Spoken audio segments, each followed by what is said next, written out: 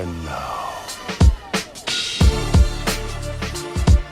this world shall know pain.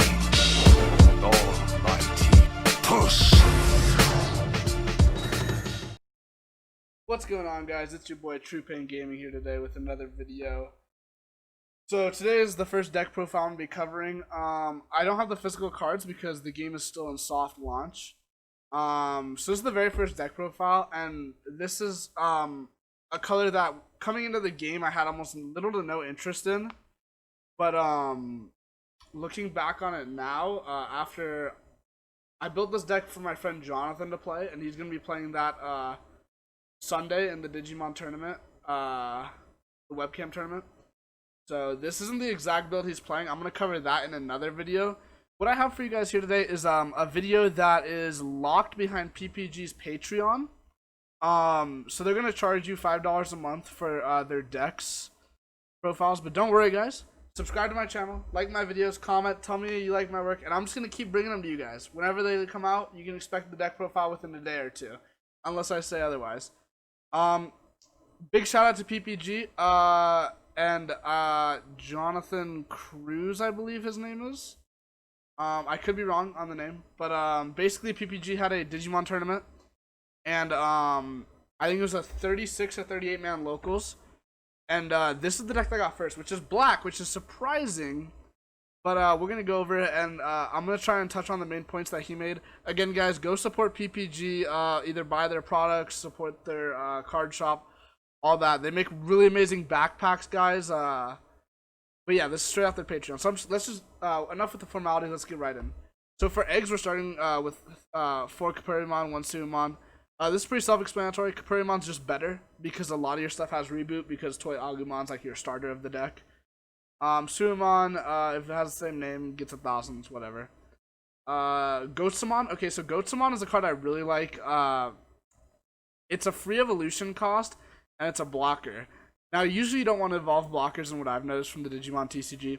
However, Ghostsamon's a different case because it's such a low free cost blocker. You can hard play it too. It doesn't really matter. But you want to work your way up in black, and you want to stack your stuff. Personally, I try not to evolve, but if you have to get that draw, you can, and it's a 0 cost to evolve. Next is Toy Agumon. This is like your main ride target, not ride target, your main Digivolve target. He gives reboot, which is if you guys don't know, black focuses on reboot, blocker, and jamming. Reboot at the start of your opponent's turn unsuspends it, so when a blocker goes on top of him, you can still attack with that blocker and do goofy stuff. And then we'll get to jamming later. Hagurumon. So with Hagurumon, most decks are playing the generic Hagurumon. For blue, it's Gonamon. It's just the 0 evolution cost, 2 cost to hard play. Caramon. This was a little confusing to me. In the Patreon, it said he played him because there wasn't really any other better black options, which I think he agrees. I pretty much agree with that. But I would play Chumamon over this because if you hard play Chumamon, your opponent can only gain memory from Tamers. I would probably play like 1 or 2 Chumamon instead of this, but this was what he was playing in the build, and he said there wasn't any other better options. So. Oh yeah, what it does is when you it's inheritable skills. When you play a Digimon with the same name, you draw 1. So it's a plus. It's a free Digivolve. 4 Numemon. Low cost, generic, level 4. 4 Guardramon. So this is one of the blockers that can attack, but he's super low cost. Like, it's so good. And then you can give him reboot on top of Toy Agumon. Oh, well, I guess he can't attack, but if he got suspended or something by like checking a flower cannon, I don't know. Something like that. Alright, Greymon. So this is where we're going to get to the jamming. So while he has reboot, his inheritables, while it has reboot, it gets jamming. And basically, jamming just means it can't be destroyed when it security checks. So it becomes invincible to most things. Andromon, generic blocker. You don't actually have to pay cost to swing with Andromon, which is really cool. You don't. It can attack, and you don't have to pay cost. So that's a really nice bonus to Andromon. 7k DP. Have a Toy Agumon under him, he has reboot. Have a Greymon under him, he has jamming. Really good card. Metal Greymon, this is like your main ride target for level 5. Not ride, Digivolve, sorry. So you unsuspend this Digimon, it has reboot. So if you don't get Toyagumon, it's fine because he has reboot. But while he has reboot, it gains a security check, which is an inheritable. So you really want Toyagumon, Greymon, Metal Greymon. And then we get to our level 6s. So the lineup he's playing is slightly different than mine. The one we're playing in the tournament. But it is based around D-Digivolving, so that's why the Machinedramon's here. But 3 High-Andron, really good card. Cheap. It's just Plesiomon if you are familiar with blue. Cheap, easy to play, good card. War Greymon, he plays 1. It just has blocker and reboot, 11k body, 3k Digivolve. Pretty good. I think it's one of the better black cards that black got in set 1.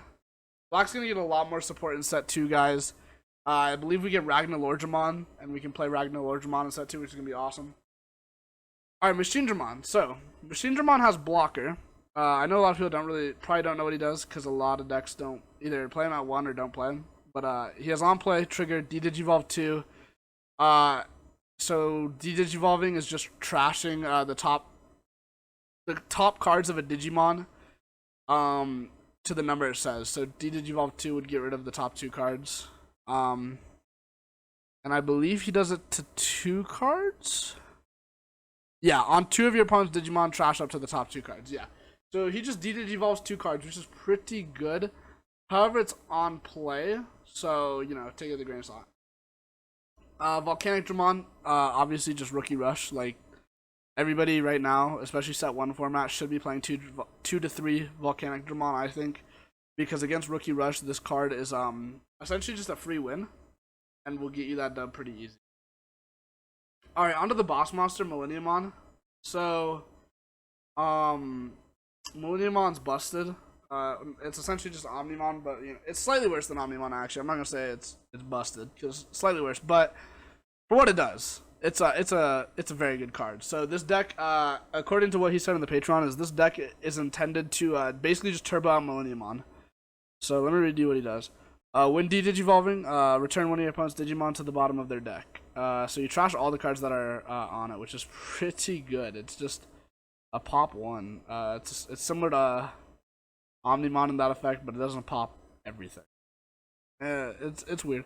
But on deletion, if it had if this card had Digivolution cards, you may play this card from your trash without paying its cost. So it comes back. It Monster Reborns itself, which is actually goofy.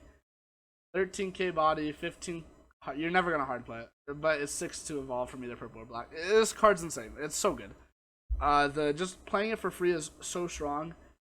And then if it has reboot and jamming, like, come on, guys, this card on paper, it's whatever. But what you get from it, with the reboot and the jamming, and then the security check, like it's stacked. It's so strong.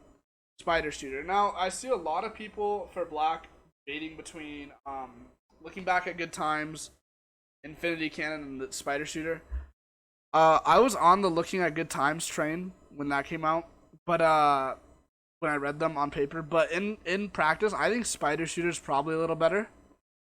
But what it does is you Digivolve 1 on one of your opponent's Digimon. But it can be activated from security, and it's only a 3 cost, so it's pretty good. I like this card. And then 3 tie. I don't know why they're not playing 4 tie. I always like to play 4. Actually, no. I guess that makes sense, because in blue, you'll usually only run 3 of those mats too, but basically it gives everything plus 1k DP on your opponent's turn, which is going to make your blockers hit for what's currently Digimon magic numbers, in my opinion. If you're familiar with Vanguard, you know the magic numbers. In Digimon, they're slightly different. It's usually like 5, 6, 8, and then 13 or 14. I can't remember which one it is for the level 6s. But it turns like your Andromon into a 6k. And then it stacks too, right? So if you have like 2 or 3 of these out, you're going to be giving 2 plus 2 plus 3. And you're just going to be walling up.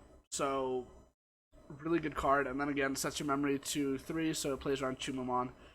Since we don't have Terriermon or the other one. Or purple. I cannot remember. Yikes. But yeah, so that's it for this deck profile, guys. Again, huge shout out to PPG. Really awesome tournament. Keep up the good work. And so yeah, don't forget to like, subscribe, and check out my other videos.